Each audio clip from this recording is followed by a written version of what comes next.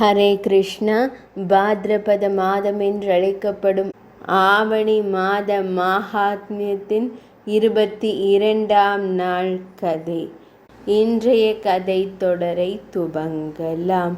புலஸ்திய முனிவர் கூறினார், பீஷ்ம தேவரே, இப்போது நான் தங்களுக்காக சப்த ரிஷிகள் என்று அழைக்கப்படும் 7 முனிவர்களின் ஆசிரமத்தை விவரிக்கிறேன் என்றார்.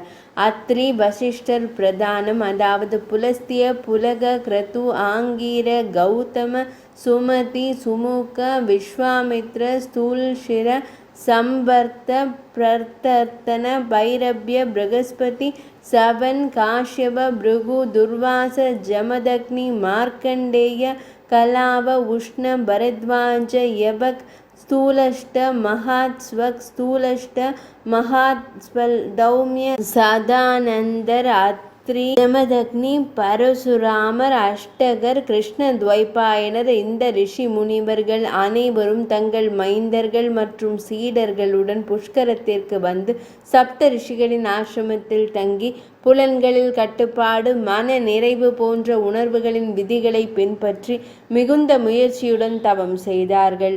உண்மை, ஒளி, எளிமை, கருணை மற்றும் தானம் ஆகிய 2 நற்பண்புகள் மதிக்கப்படுகின்றன. இதற்கிடையில் ஒரு பெரிய பஞ்சம் ஏற்பட்டது. இதன் காரணமாக முழு உலக மக்களும் பசியால் பாதிக்கப்பட்டு பெரும் சிக்கலில் மாட்டிக்கொண்டனர்.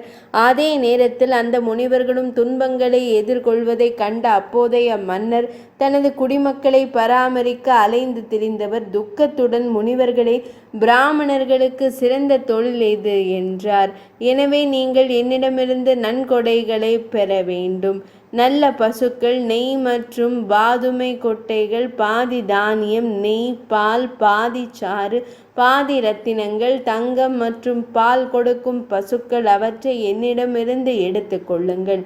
ஒரு சக்கரவி, அதாவது குமாரர் அல்லது எண்ணெய் வியாபாரி 10 கசாப்பு கடைக்காரர்களுக்கு சமம். ஒரு மது விற்பனையாளர் 10 சக்கரவிகளுக்கு சமம். ஒரு விபச்சாரி 10 விபச்சாரிகளுக்கு சமம்.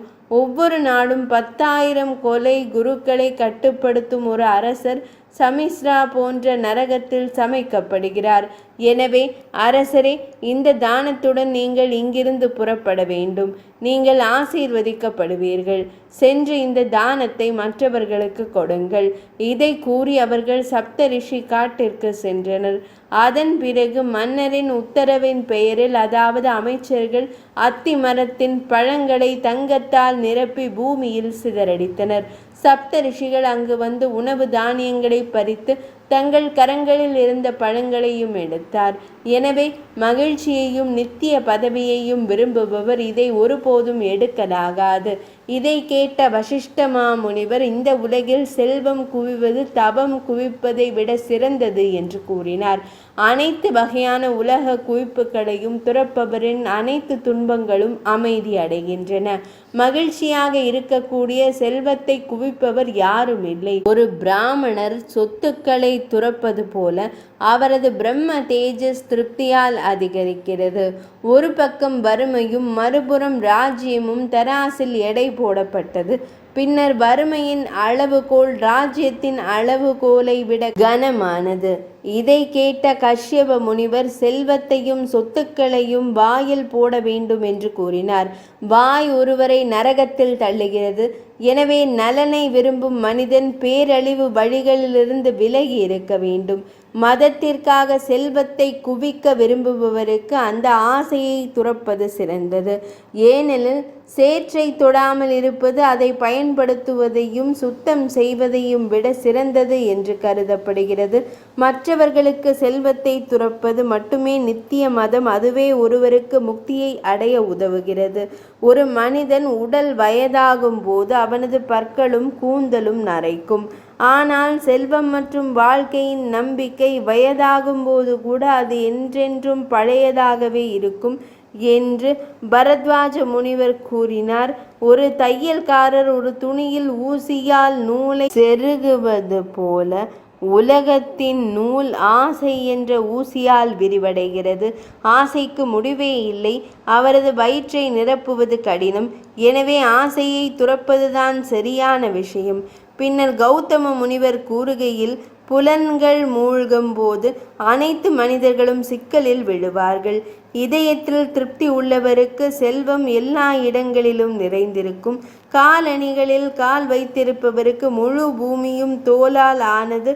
அது மன நிறைவு என்ற அமிர்தத்தால் நிரம்பியுள்ளது. அமைதியான மனதுடன் மனிதர்களால் கிடைக்கும் மகிழ்ச்சி. பணத்தின் பேராசைக்காக இங்கும் அங்கும் ஓடுபவர்கள் அங்கே அதை பெறுவார்கள். மகிழ்ச்சியை தேடும் ஒரு மனிதன் அமைதியாகவும் திருப்தியாகவும் இருக்க வேண்டும். பின்னர் விஸ்வாமித்ர முனிவர் ஒரு மனிதனின் எந்த விருப்பத்தையும் நிறைவேற்ற விரும்பும் ஒரு ஆசை நிறைவேறினால் மற்றொரு ஆசை எழுந்து அவரை அம்பு போல துளைக்க தொடங்குகிறது என்று கூறினார். இன்பங்களுக்கான ஆசை ஒருபோதும் நுகர்வதாலோ அல்லது நெய்யை ஊற்றுவதாலோ தீராது. எரியும் நெருப்பை போல அது மேலும் மேலும் வளர்ந்து கொண்டே இருக்கிறது. பின்னர் ஜமதக்னி முனிவர் கூறினார், பரிசு பெறும் சக்தி இருந்தும் அதை ஏற்றுக்கொள்ளாதவன் தாராள மனப்பான்மை கொண்ட மனிதர்களுக்கு வழங்கப்படும் நித்திய உலகங்களை அடைகிறான். அரசரிடமிருந்து பணத்தை பெறும் பிராமணன் முனிவர்களால் துக்கப்பட தகுதியானவன். அந்த முட்டாள் நரகத்தின் வேதனையை கூட காணவில்லை. பரிசுகளை பெற ஒருவர் தகுதி பெற்றிருந்தாலும் அதை அடையக்கூடாது. ஏனெனில் பசுக்களை ஏற்றுக்கொள்வது பிராமணர்களின் பிரம்ம சக்தியை அளிக்கிறது. இதை கேட்ட அன்னை அருந்ததி தேவி, பேராசைக்கு முடிவே இல்லை. அது எப்போதும் உடலுக்குள் இருக்கும். தீய மனம் கொண்ட மனிதர்கள் அதை கைவிடுவது கடினம். அது உடல் உயிருடன் இருக்கும்போது கூட உயிரடையாது. அது ஒரு கொடிய நோயை போன்றது. அந்த பேராசையை கைவிட்டவருக்கு மட்டுமே மகிழ்ச்சி கிடைக்கும். பின்னர் பசுஷக ரிஷியானவர் கூறினார், மதத்திற்கு அர்ப்பணிப்புள்ள கற்றறிந்த ஆண்கள் ஆர்ஜனை செய்யும் விதத்தில் சுயநலத்தை விரும்பும் கற்றறிந்த ஆண்கள் அதையே செய்ய வேண்டும். இதை கூறி விதிகளை கண்டிப்பாக பின்பற்றிய அனைத்து முனிவர்களும் அந்த பழங்களை பூக்கள் நிறைந்ததாக விட்டுவிட்டு வேறு இடத்திற்கு சென்றனர். அவர்கள் அலைந்து திரிந்து மத்திய புஷ்கரத்திற்கு சென்றனர். அங்கு திடீரென வந்த சுனசகர் என்ற பயணியை சந்தித்தனர். அவர்கள் அவருடன் ஒரு காட்டிற்கு சென்றனர். அங்கு தாமரை மலர்களால் மூடப்பட்ட ஒரு மிகப்பெரிய ஏரியை கண்டனர். அவர்கள் அனைவரும் அந்த ஏரியின் கரையில் அமர்ந்து நலனை குறித்து சிந்திக்க தொடங்கினர். அந்த நேரத்தில் சூனசகர் பசியால் அவதிப்படும் அனைத்து முனிவர்களிடமும் இவ்வாறு கூறினார், முனிவர்களே, பசியின் வலி எப்படி இருக்கும் என்று நீங்கள் அனைவரும் எனக்கு கூறுங்கள். பின்னர் முனிவர்கள் சக்தி, வாள், கதாயுதம், சக்கரம், வாள் மற்றும் அம்புகளால் துன்புறுத்தப்படும் போது மனிதர்கள் அனுபவிக்கும் வலி, அதுவும் பசியின் வலியின் முன் முக்கியமற்றதாகிவிடும் என்று கூறினார்கள்.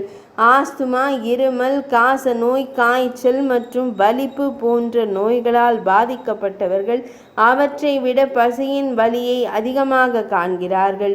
சூரியனின் கதிர்கள் பூமியிலிருந்து அனைத்து நீரையும் வெளியே எடுப்பது போல வயிற்றில் உள்ள நெருப்பு உடலின் அனைத்து நரம்புகளையும் உலர்த்துகிறது.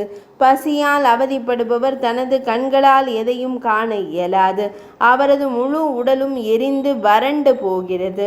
பசியின் நெருப்பு மூழும்போது ஒருவன் ஊமையாகவும் செவிகள் கேளாதவனாகவும் உணர்ச்சியற்றவனாகவும் ஊனமுற்றவனாகவும் பயந்தவனாகவும் அவமானகரமானவனாகவும் மாறுகிறான். மக்கள் பசியால் அவதிப்படும் போது அவர்கள் தங்கள் தந்தை, தாய், மனைவி, மகன், மகள், சகோதரன் மற்றும் உறவினர்களை கூட கைவிடுகிறார்கள். பசியால் அவதிப்படும் ஒருவன் தன் மூதாதையர்களையோ கடவுள்களையோ முறையாக வணங்க இயலாது. தன் ஆசிரியர்களையோ முனிவர்களையோ அந்நியர்களையோ மதிக்க முடியாது. இந்த உலகில் உணவு கிடைக்கவில்லை என்றால் இந்த குறைபாடுகள் அனைத்தும் உயிரினங்களிடம் வருகின்றன. அதனால்தான் இந்த உலகில் உணவை விட சிறந்த பொருள் எதுவும் இருந்ததில்லை, ஒருபோதும் இருக்கப் போவதில்லை. உணவே உலகத்தின் வேர். அனைத்தும் உணவை அடிப்படையாக கொண்டது. முன்னோர்கள், தேவர்கள், அசுரர்கள், யக்ஷர்கள், கிண்ணறர்கள், மனிதர்கள் மற்றும் பிர்ஷஜங்கள் அனைவரும் உணவாக கருதப்படுகிறார்கள். அதனால்தான் உணவை தானம் செய்பவருக்கு அக்ஷய திருப்தி மற்றும் சனாதன நிலை, தபஸ்யா, சத்திய, ஜப, ஹோமம், தியானம், யோகம், உத்தமகதி, சொர்க்கம் மற்றும் அமைதி இவை அனைத்தும் உணவின் மூலம் மட்டுமே சாத்தியமாகும். குளிர்காலத்தில் சந்தனம், அகரு, தூபம் மற்றும் எரிபொருள் தானம் உணவு தானத்தில் 16ல் 1 பங்கிற்கு சமமாக இருக்க முடியாது. உணவு என்பது உயிர், வலிமை மற்றும் புத்திசாலித்தனம். உணவு என்பது வீரம். உணவில் இருந்துதான் புத்திசாலித்தனம் உருவாகி ஒரு யதார்த்தமாகிறது. அமாவாசை அன்று ஸ்ராத்தத்தில் உணவு தானத்தின் மகத்துவத்தை செறிவுடன் கேட்பவர் அவரது மூதாதையர்கள் வாழ்நாள் முழுவதும் திருப்தியுடன் இருப்பார்கள். சுய கட்டுப்பாடும் மனக்கட்டுப்பாடும் கொண்ட பிராமணர் மகிழ்ச்சியாகவும் மதத்தை பின்பற்றுபவராகவும் இருப்பார். ஞானிகள் கூறும் 3 மதங்கள் தானம், தபம் மற்றும் யமன் ஆகியவற்றில் தானம் என்பது பிராமணர்களின் நித்திய மதம். தாமாற்றுதலை அதிகரிக்கிறது. தானம் மிகவும் தூய்மையானது மற்றும் சிறந்தது. தானம் இருந்தால் ஒரு மனிதன் பாவமற்றவனாகவும் பிரகாசமாகவும் மாறுகிறான். உலகில் என்ன விதிகள், மதம், நல்ல செயல்கள் அல்லது முழுமையான யஜ்ஞங்களின் பலன்கள் எதுவாக இருந்தாலும் தானம் அதன் முக்கியத்துவம் அனைத்தையும் விட அதிகம். தானமில்லாமல் தானத்தின் செயல் தூய்மையாக இருக்க இயலாது. யாகங்கள் தானம் மூலம் செய்யப்படுகின்றன. தானத்தை தானம் ஊக்குவிக்கிறது.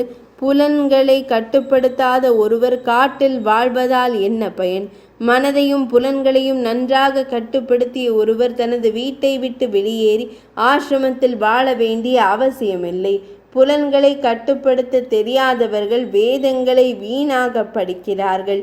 ஏனென்றால் மனம் மற்றும் புலன்களின் கட்டுப்பாடு வேதங்களின் அடிப்படை. அதுதான் நித்திய மதம். மற்றவர்களை விமர்சிப்பவரை போன்ற ஞானி உலகில் வேறு யாரும் இல்லை. ஏனென்றால் அவர் பாவங்களை எடுத்து கொண்டு தனது புண்ணியங்களை வழங்குகிறார். உங்கள் மனதை கட்டுப்படுத்துங்கள். அந்த நேரத்தில் தனது மனதை கட்டுப்படுத்துபவர் அது அமிர்தத்தில் நீராடுவது போன்றதாகும். இப்போது நீங்கள் மதத்தின் சாரத்தை கேளுங்கள். கேட்ட பிறகு அதை பின்பற்றுங்கள். உங்களுக்கு எதிராக தோன்றுவதை ஒருபோதும் மற்றவர்களுக்கு பயன்படுத்த வேண்டாம். வேறொருவரின் சொத்தை தனது தாயாகவும் வேறொருவரின் செல்வத்தை ஒரு மண் சட்டியாகவும் அனைத்து உயிரினங்களையும் தனது சொந்த ஆன்மாவாகவும் கருதுபவர் அவர் ஒரு ஞானி. வைஸ்வதேவருக்காக சமையலறை தியாகங்கள் மற்றும் வாழ்க்கை தர்மத்திற்காகவும் அவர் ஒரு கற்றறிந்த மனிதர். அவர் மற்றொரு காட்டிற்குள் நுழைந்தார். அங்கேயும் அவர் தாமரை மற்றும் அல்லி மலர்களால் நன்கு மூடப்பட்டிருந்த மிக பரந்த நீர்த்தேக்கத்தை கண்டார். அந்த நீர்த்தேக்கத்தில் இறங்கி தாமரை மலரை வேரோடு பிடுங்கி கரையில் குவியலாக வைத்திருந்து மாலை தர்ப்பணம் என்ற புனித செயலை செய்ய தொடங்கினார். அதன் பிறகு அவர்கள் தண்ணீரிலிருந்து வெளியே வந்ததும் அந்த மிருணாள்களை காணாததால் அவர்கள் ஒருவருக்கொருவர் கூறத் தொடங்கினர், நாம் அனைவரும் சுத்த நோயால் பாதிக்கப்பட்டுள்ளோம்.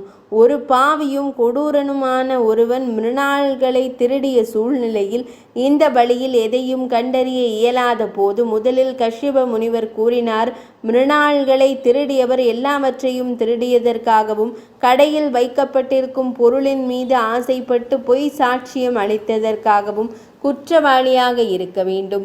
ஆணவத்துடன் மதத்தை முன்வைத்து அரசரிடம் மன்றாடுவது, மது மற்றும் இறைச்சியை உட்கொள்வது, எப்போதும் பொய்களை கூறுவது, நூலிலிருந்து வாழ்வாதாரம் சம்பாதிப்பது மற்றும் பணத்திற்கு ஈடாக பொன்னை விற்பது போன்ற பாவங்களில் அவர் ஒரு பங்காளியாக இருக்க வேண்டும். அதன் பிறகு அந்த மிருணாள்களை திருடியவர் மாதவிடாய் இல்லாமல் உடல் உறவு கொள்வது, பகலில் உறக்கம் கொள்வது, ஒருவருக்கொருவர் இல்லத்திற்கு சென்று விருந்தினராக இருப்பது, ஒரே ஒரு கிணறு உள்ள கிராமத்தில் வசிப்பது, சூத்திர சாதியை சேர்ந்த ஒரு பெண்ணுடன் உறவு கொள்வது போன்ற பாவங்களை செய்ய வேண்டும் என்று வசிஷ்ட மாமுனிவர் கூறினார். மேலும் அத்தகைய மக்கள் செல்ல வேண்டிய அதே உலகங்களுக்கு செல்ல வேண்டும் என்றும் கூறினார். அதன் பிறகு பரத்வாஜ முனிவர் மிருணாள்களை திருடியவன் எல்லோரிடமும் கொடூரமாக இருக்க வேண்டும், தன் செல்வத்தை குறித்து பெருமைப்பட வேண்டும், எல்லோரையும் பொறாமைப்பட வைக்கும் புறம் பேசுபவனாகவும் பழச்சாறு விற்பனை செய்பவனாகவும் இருக்க வேண்டும் என்று கூறினார். அதன் பிறகு கௌதம முனிவர் பகலில் மிருணாள்களுடன் உடல் உறவு கொள்பவன், தின தினசரி பாவி, மற்றவர்களை விமர்சிப்பவன், வேறொருவரின் கிராமத்தில் வசிப்பவன் என்று சபித்தார். பின்னர் ஜமதக்னி முனிவர், மிருணாள்களை திருடியவர், அந்த துஷ்டன் தன் பெற்றோரை அவமதித்ததற்காகவும் தன் மகள் கொடுக்கும் பணத்திலிருந்து தனது வாழ்வாதாரத்தை ஈட்டியதற்காகவும் எப்போதும் மற்றவர்களின் சமையலறையில் உணவை உட்கொண்டதற்காகவும் குற்றவாளி என்று கூறினார். மற்ற பெண்களுடன் உறவு வைத்து பசுக்களை விற்ற பாவத்தில் ஒருவர் பங்காளியாகிறார். ஷூன்சக்கின் இத்தகைய வார்த்தைகளை கேட்ட அனைத்து முனிவர்களும், ஷூன்சக்கரே, தாம் எடுத்த சபதம் 2 சாதிகளின் தாய்க்கு எதிரானது. மேலும் தாம் அனைவரின் முனகல்களையும் திருடிவிட்டீர்கள் என்றனர். பின்னர் அனைத்து முனிவர்களும் தேவேந்திரனை அடையாளம் கண்டு கொண்டனர். முனிவர்கள், தேவராஜனான தேவேந்திரன் இங்கு வந்து மத்தியம புஷ்கரத்தில் நீராடி 3 இரவுகள் இங்கே உண்ணா நோன்பு இருப்பவன், அவனுக்கு நித்திய பலன்கள் கிடைக்கின்றன என்றனர். காட்டில் வசிக்கும் மகரிஷிகளுக்கு கூறப்பட்ட 12 வருட யாகமும் அதன் முழு பலனை பெறுகிறது. அவன் ஒருபோதும் கெட்டு போவதில்லை. அவன் எப்போதும் தன் குடும்ப உறுப்பினர்களுடன் மகிழ்ச்சியை அனுபவித்து பிரம்மலோகத்திற்கு சென்று பிரம்மதேவருடன் ஒரு நாள் அங்கேயே தங்குகிறான். இதை கூறி அனைத்து முனிவர்களும் திவ்ரஜேந்திரனுடன் சொர்க்கத்திற்கு சென்றனர். பாத்ரபத மாதம் என்றழைக்கப்படும் ஆவணி மாத மகாத்மியத்தின் 22ஆம் நாள் கதை இனிதே நிறைவடைந்தது.